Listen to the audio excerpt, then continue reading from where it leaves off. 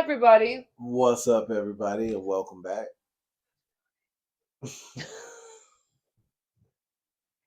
to another episode of Don't do that. Don't Do That Right here on 16 TV. and 16 TV too.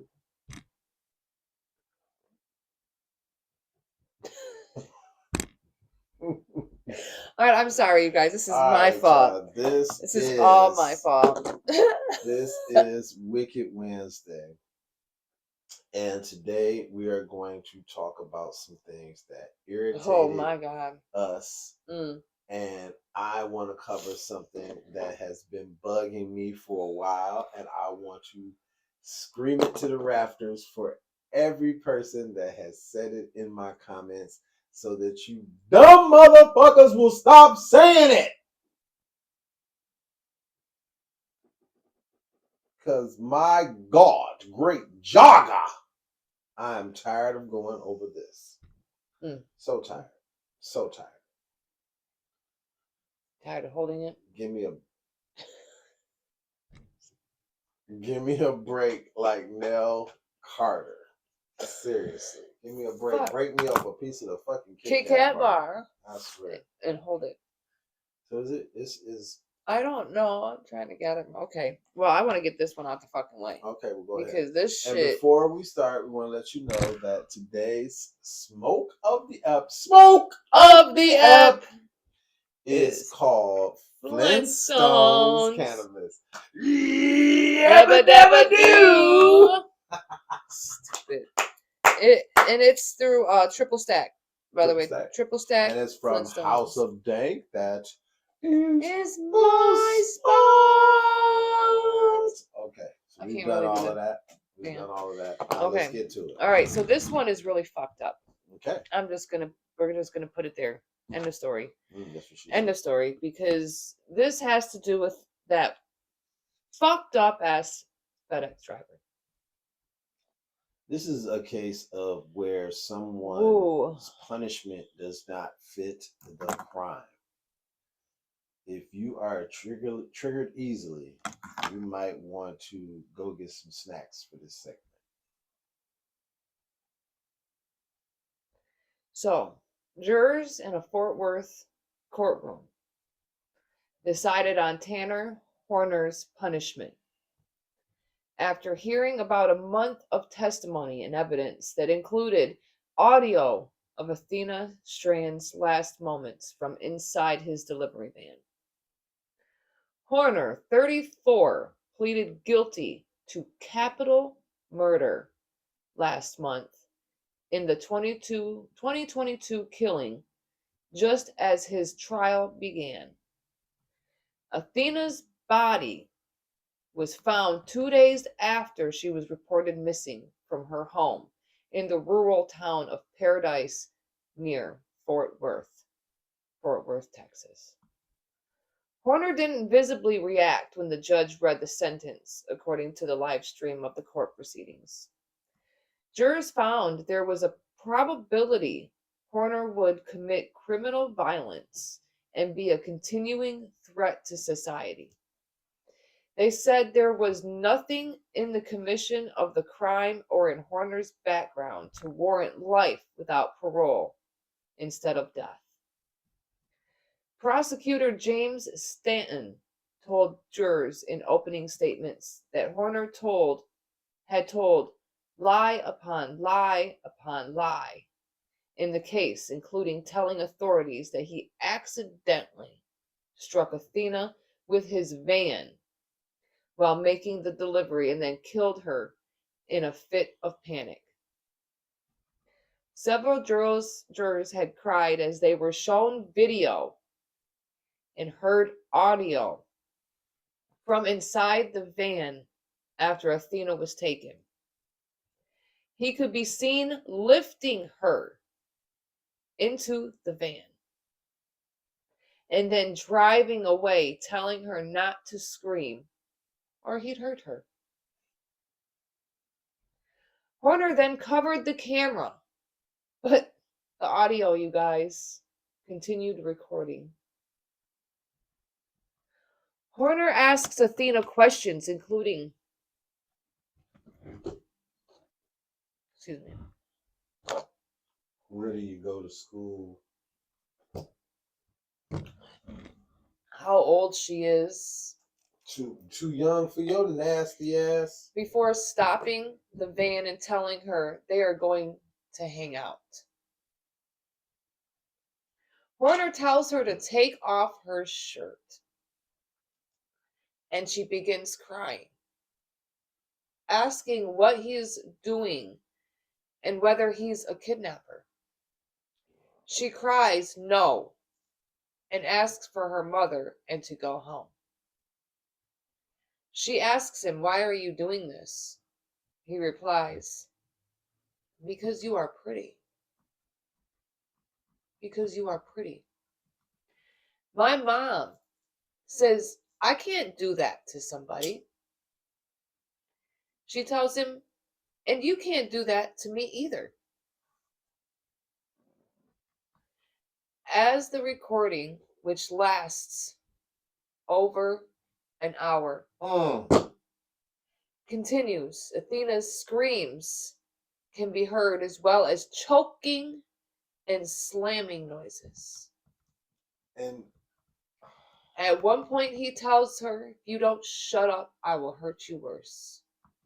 A medical examiner testified that Athena died of blunt force injuries with smothering and strangulation. While acknowledging during opening statements that the evidence against Horner was overwhelming and terrible, Horner's attorney, Stephen Goebel, told jurors that Horner's mother drank while she was pregnant, that he has autism and suffered from various mental illnesses throughout his life, in addition to being exposed to a massive amount of lead. that right there, that right there, You sick fuck. that right there is what we call white privilege.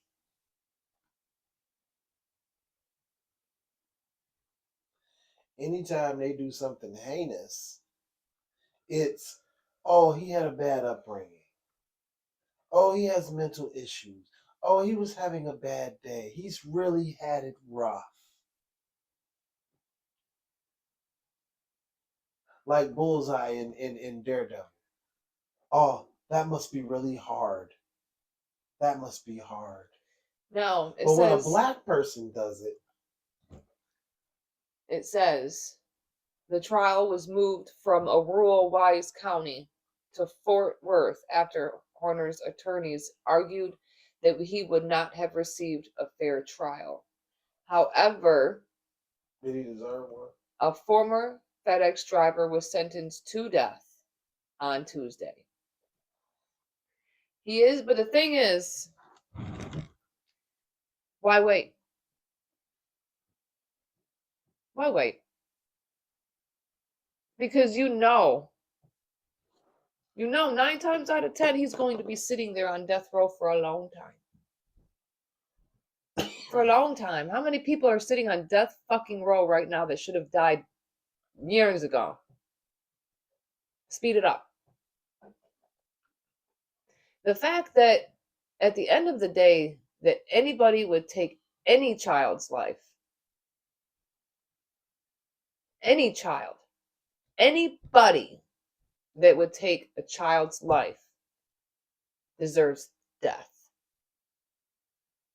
Do you hear me? I don't care who you are. I don't care what race you're from. A child is genuinely innocent, and that's something that every fucking single one of us should be able to agree on.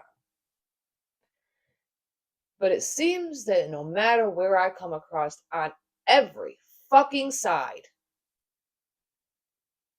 everybody wants to call everybody a fucking demon. I've seen it from both sides, talking about how children are naturally born demons. And to that I say, to both ends, and to everybody, whether or not you're red, white, blue, black, brown, you can all go to hell. If you think a child is a problem, every fucking one of you, because it's vice versa now.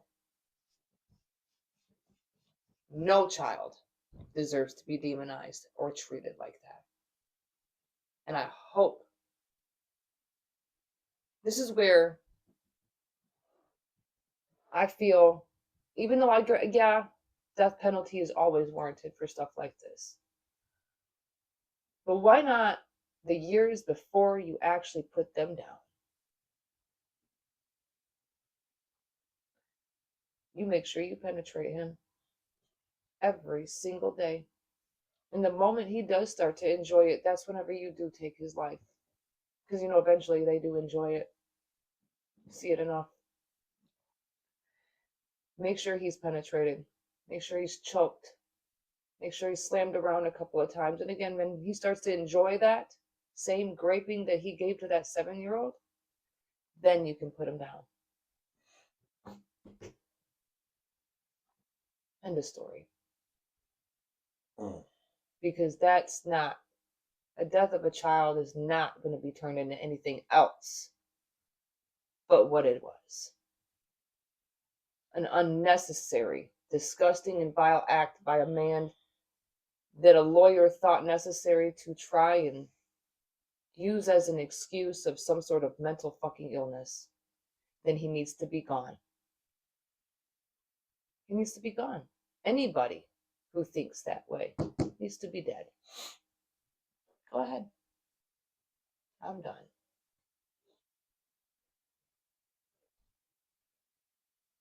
And I meant every word of it.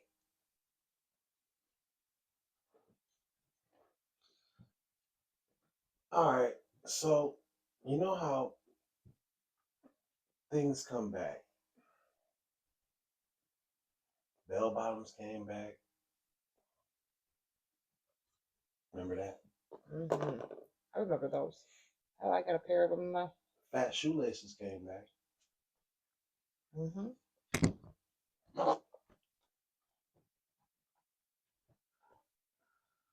Justin Timberlake brought sexy back.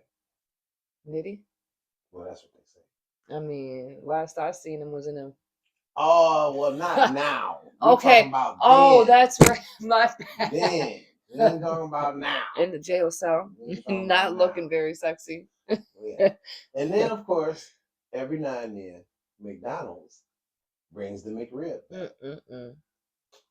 But nasty.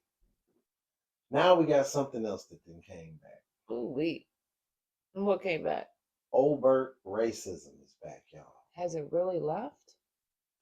Well, has it gotten louder? It had kind of gotten into the shadows, but now it's excessively fully loud. back. It's like screaming at the top of its like, hello.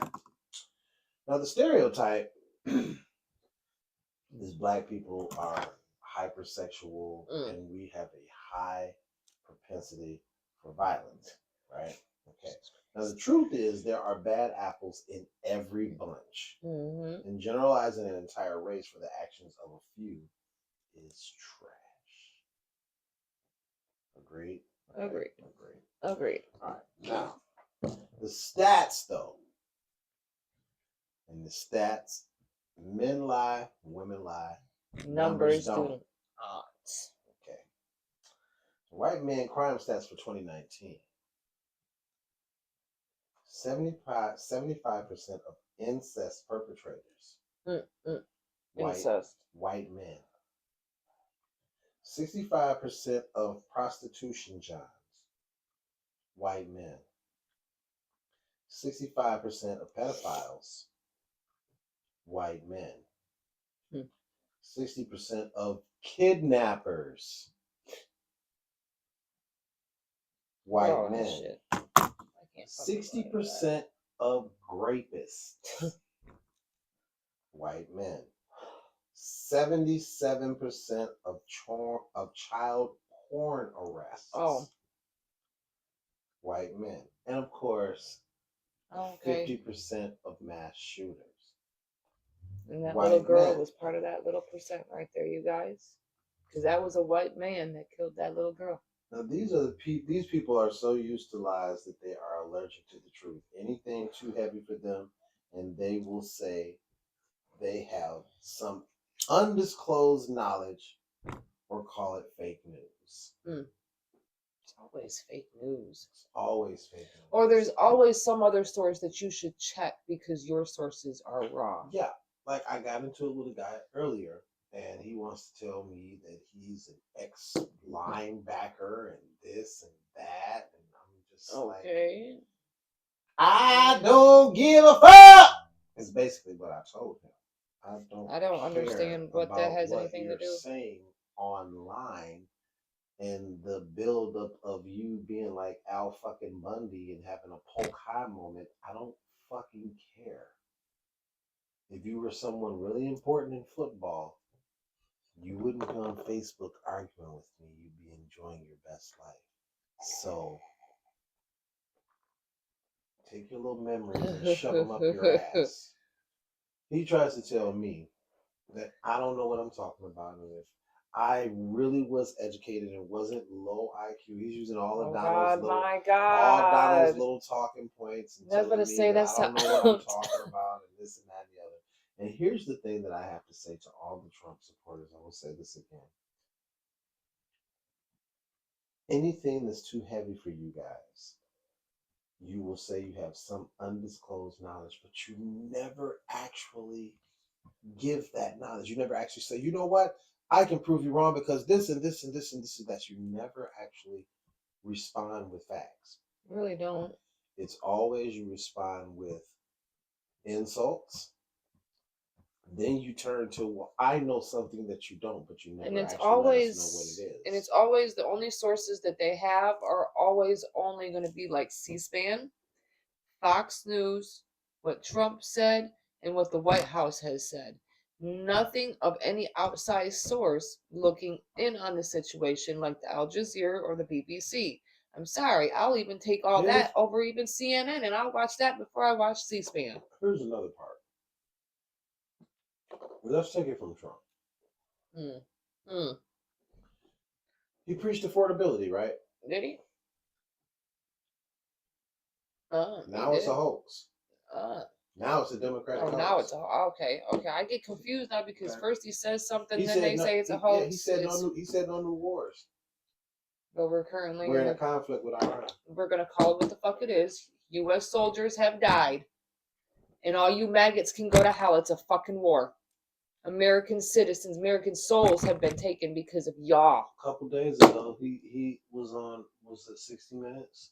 And he told her that he had been exonerated, right? He ain't full of shit. He ain't exonerated from nothing. He has not been formally exonerated in relations to allegations appearing in the files. He's not been exonerated. As a matter of fact, here. I just be wanting to know how y'all can watch go somebody to the lie. That's where I got the info. What but Google, of course, is lying to everyone now. Been exonerated because it's saying something bad about you. Now they're lying about stuff. They're getting sued for telling lies. So who isn't getting sued for telling what we're all seeing? Okay. It's the largest grift in the history of grifting from the presidential stage. And you guys voted him in. I understand that it's quite embarrassing to be made the fool of on such a large scale, but you gotta own up to it. Not that it'll matter to me at all, because I won't care. I don't want to see anyone who voted for that person have a day of peace, because you voted for this. So any drama that you incur from voting for him, you deserved it. You deserved it. Former President Donald Trump, on the Tuesday, whatever, from the Monday ruling, whenever he had from the Supreme Court, he states total exoneration. He wrote on a post in his True Social platform. It is clear that the Supreme Court's brilliantly written and historic decision ends all of crooked Joe Biden's witch hunts against me, including the White House and DOJ inspired civil hoaxes in New York. But none of Trump's pending cases have been dismissed as a result of the ruling, nor have the verdicts already reached against him been overturned. The ruling does amount to a major victory for the presumptive Republican presidential nominee, whose legal strategy has focused on delaying court proceedings until after the 2024 election. Don't you Him hate being it? president is the only fucking reason why he's not in prison right now. End of story. I And he don't got care the what you Supreme guys Court say in his anymore. back pocket. He got the Supreme Court in his back pocket. So Fucking- anything they do is suspect because they've already shown that they're biased and that they're compromised. I don't care. The rooster needs to come home and roost. Somebody needs to fucking do it. Come on. Anyways. Well, I don't have All right. Wow. anything. My last thing is because obviously, God forbid, we show any kind of respect to those that have helped us. Heaven forbid, right? Afghan refugees who once helped U.S. forces and have been stranded for years at a former U.S. military base in Qatar say they are being forced to choose between returning to Taliban ruled Afghanistan or resettling in a third country that some have never heard of. The New York Times reported this week that the Trump administration has been in talks with the government of the Democratic Republic of Congo to send as many as 1,100 Afghans to the Central African country. Camp officials deny that any decision has been made, even as they have for months pushed Afghans to return to Afghanistan by offering free airfare and a stipend according to camp residents and screenshots of messages from camp officials seen by the Times. Officials at the facility Camp as Sayara in Qatar told residents on Wednesday that no deal had been finalized. Please be aware, no third country has been confirmed or officially announced for resettlement, read the message sent to the WhatsApp group for the officials and to communicate with the residents.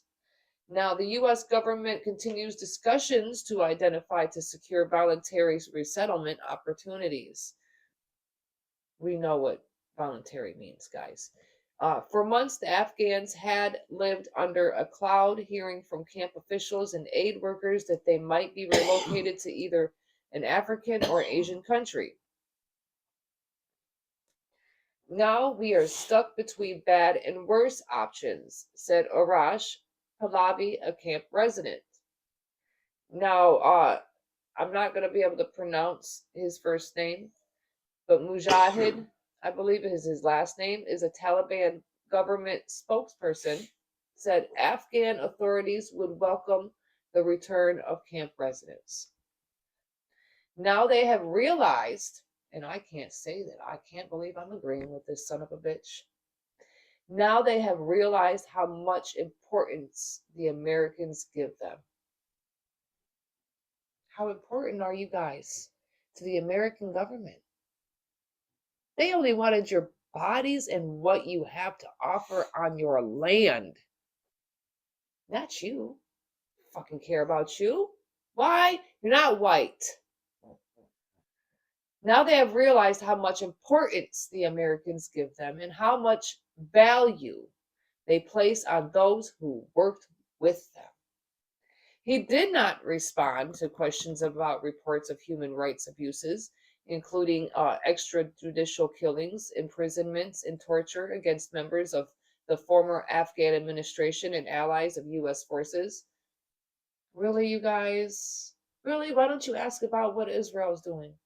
Or what the IDF is doing to their prisoners? But you don't want to talk about the rapes that are happening over there, though, now, do you? Or the children that they're taking out, or the genocide that's happening? Of course not. You're worried about everybody else just to be able to, redirect from what's really happening with you. Distractions. If implemented, the relocation to Congo would be the latest measure taken by the Trump administration to prevent Afghan refugees who helped U.S. forces in Afghanistan from reaching the United States. In November, the Trump administration froze a special visa program for Afghans and in January said it would close the camp in March. Mm. Now, Mr. Pahlavi has family in the United States, but his plans to join them fell apart when President Trump suspended a refugee admission program last year. Since U.S. officials running the camp began offering free plane tickets and stipends late last year, over 200 people have gone back. According to Sean Van Diver, the president of the aid group Afghan EVAC, who was briefed on the State Department plans to relocate camp residents to Congo. 6 residents confirmed that dozens of families have left. Those still at the camp include former interpreters for the U.S. military, Afghan Special Operations Forces, and relatives of American service members, many of whom would be at risk of human rights abuses if they returned. The U.S. plan adds to a growing list of coercive measures implemented by countries across the world to send Afghan refugees back home. Iran and Pakistan forced nearly 3 million Afghans back home last year. The European Union is in talks with the Taliban government to repatriate undocumented Afghans. A notable exception has been Brazil, which has received hundreds of Afghan refugees since last year. It is unclear whether the deal with the Congolese government would include some or all of the 1,100 residents. More than half of the women of them are women and children.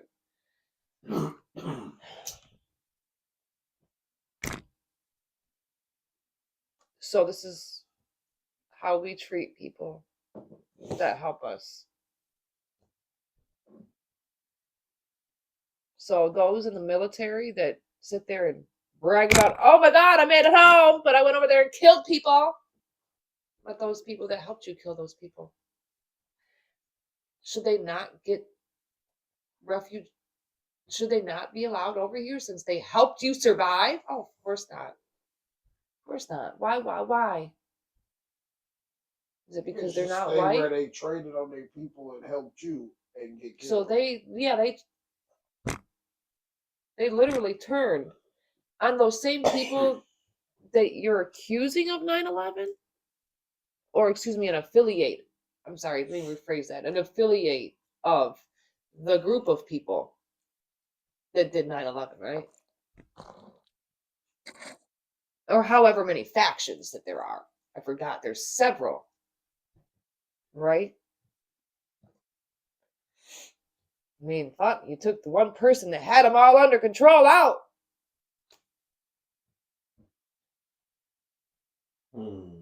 I mean, sadly, I mean, what else? I mean, at the end of the day, that was still not our fucking country, anyways. Look what happened. Look what happened. Are people not in place for a reason? Again, like a lot of people, like Trump, Maduro, all them. And yeah, I'm lumping Trump in with all those. Saddam Hussein is no fucking different.